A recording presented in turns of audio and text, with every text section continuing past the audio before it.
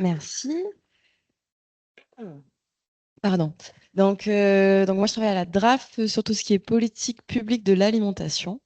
Donc nous, on travaille dans le cadre d'une nouvelle stratégie nationale pour l'alimentation, la nutrition et le climat, SNANC de son petit nom.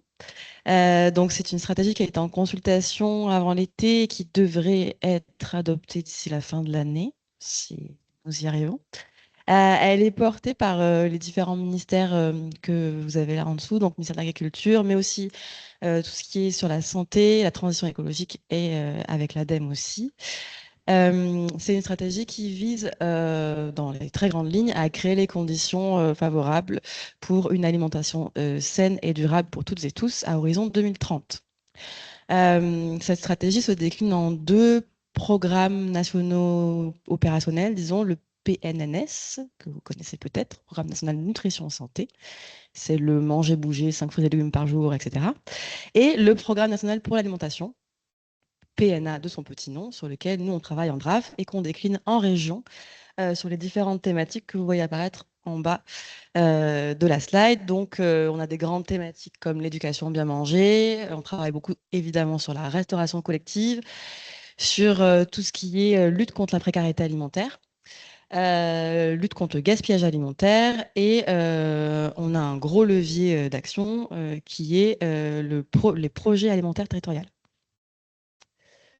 Donc, le projet alimentaire territorial, le PAT, qu'est-ce que c'est? C'est un outil qui a été créé par la loi d'avenir pour l'agriculture en 2014, qui est en fait, qui porte très mal son nom, puisque c'est pas vraiment un projet, c'est véritablement une politique publique, en fait, locale et multisectorielle sur l'alimentation.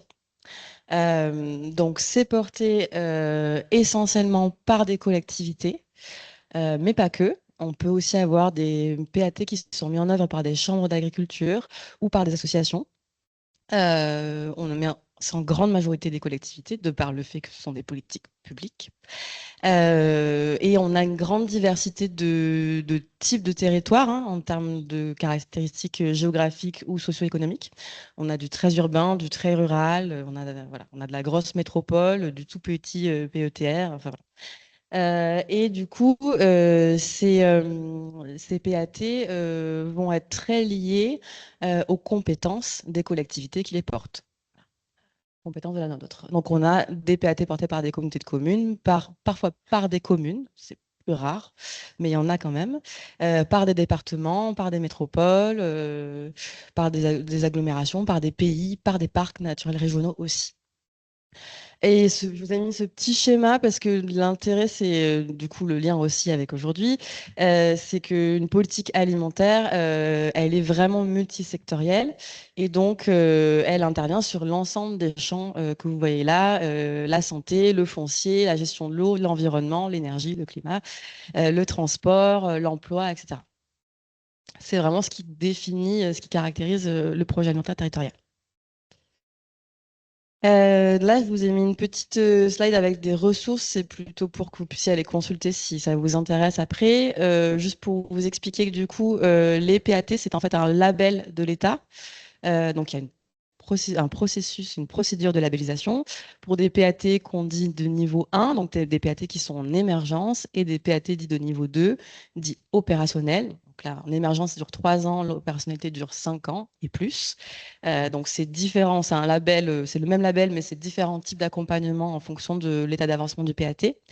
Ce qu'il faut un peu savoir, et du coup les actualités plutôt récentes, c'est que on a un dispositif de reconnaissance et des exigences de labellisation pour les PAT de niveau 2 qui se sont largement renforcés, notamment sur les aspects de transversalité du PAT, et avec notamment l'obligation pour les PAT de niveau 2 maintenant d'avoir des actions structurantes, notamment en santé et en environnement, ce qui n'était pas forcément le cas avant.